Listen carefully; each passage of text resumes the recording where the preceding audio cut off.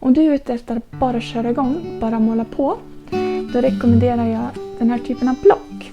Du behöver inte lägga energi på att fundera på vilka färger du ska ha. Man väljer en pensel som är kanske lite större än vad man känner sig bekväm med. Märkena som inte använder gelatin från gris.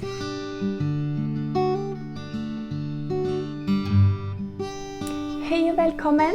Jag heter Åsa Sjölander och det här är min målerikanal. Den här videon är riktad till dig som vill börja måla akvarell och ska göra ditt första inköp. Jag har också valt att fokusera på dig som har en något mindre plånbok. Du behöver prioritera vad du ska köpa och vill ha lite hjälp, lite tips. Till dig som har lite mer att spendera, grattis! Det finns otaliga varianter av papper, penslar, färger. Köp en del, prova vad som funkar för dig. I all sin enkelhet så är det 3 olika saker som man behöver köpa in. Du kommer behöva vatten, men jag antar att du har någon form av behållare hemma. Och så kommer du att behöva färg. Och jag började själv måla för 4 år sedan ungefär. Och då gick jag till en lokalaffär och hittade ett litet färgsätt. Och det här färgsättet, det är från Winsor Newton. Och de flesta märken, de som gör färg, oavsett om det är Winsor Newton eller om det är Schmincke eller något annat, brukar ha en kvalitetsvariant. Kan kallas för artist quality eller konstnärskvalitet.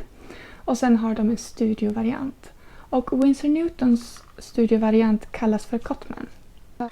Det som är bra med det här färgsättet är att du behöver inte lägga energi på att fundera på vilka färger du ska ha, för det är redan klart. Dessutom finns det en liten pensel i den här. Anpassad för resa. Jag vet inte om det går att se, men jag har använt den så att den är lite sliten nu för tiden. Den här kostar runt 180 kronor. Väldigt prisvärd. För du ska ha i åtanke att en sån här vanlig tub som jag använder i konstnärskvalitet kostar lika mycket. Om du bara ska prova på, om du inte är helt säker än, köp en sån här. De här 3 produkterna som jag visar idag har jag köpt själv, men jag hittade länkar till dem så de finns i beskrivningen här nedanför. Den här lilla penseln här, den funkar i början. Jag använder den faktiskt till mina första målningar. Men den är ganska liten, den håller inte särskilt mycket vatten. Så ganska snart vill man ha en större pensel. Och en vanlig rekommendation, det är att man väljer en pensel som... Jag tappar bort min pensel. Man väljer en pensel som är kanske lite större än vad man känner sig bekväm med. Winsor Newton, som jag använder oftast, de har penslar som kallas för Winsor Newton Foundation. Och de är då lite större. Den finns också länkad här nedanför och det är en syntetpensel så du behöver inte vara rädd för djurhår i penseln. Och så måste vi ha någonting att måla på. När du köper akvarellpapper, det viktigaste som jag kan komma på nu, det är tjockleken på pappret. Minst 300 gram per kvadratmeter tror jag att ja. Och det står alltid på pappret, här står vikten. Om du väljer en tunnare kvalitet, ja du kan måla på det, men det kommer att buckla sig och sugeffekten kan bli lite knas. Så minst 300 gram. När man börjar med akvarell så kan det vara ganska drygt att hålla på och spänna upp papper. De ska blötläggas, de ska tejpas och allt sådär. Om du är ute efter att bara köra igång, bara måla på, då rekommenderar jag den här typen av block.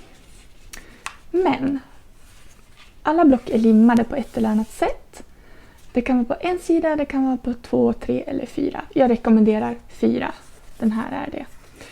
Därför att då kan du måla direkt på och det bucklar sig inte. Sen när du lyfter av den, ska vi se om jag hittar den.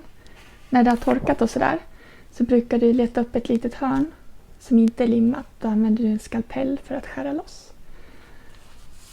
Jag tycker det är det lättaste sättet att börja måla. Och jag använder fortfarande block bland annat i mina demonstrationsvideor.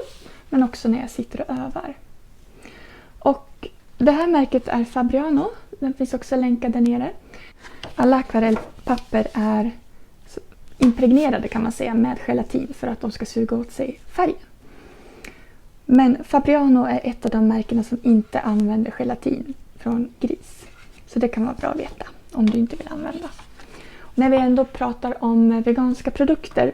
När det gäller färgerna jag visade. De är inte testade på djur. Men några av dem innehåller oxgalla. Kan vara bra att känna till. Det kommer ett litet avsnitt där jag går in mer i detalj på det här med veganska produkter. Lådan där, den kostar ungefär 180. En sån här pensel, eller faktiskt man köper dem i 3 set. Jag har råkat förstöra 2 stycken. Jag använder dem till fel saker. Kostar ungefär 60 kronor för 3 stycken. Och pappret, kikika, kostar 150 för 20 papper. Det var allt jag hade för idag. Om du är nyfiken på någonting annat som du vill att jag pratar om eller har frågor på det jag berättar om idag, hör gärna av dig i kommentarsfältet. Så ses vi igen nästa vecka. Ha det bra!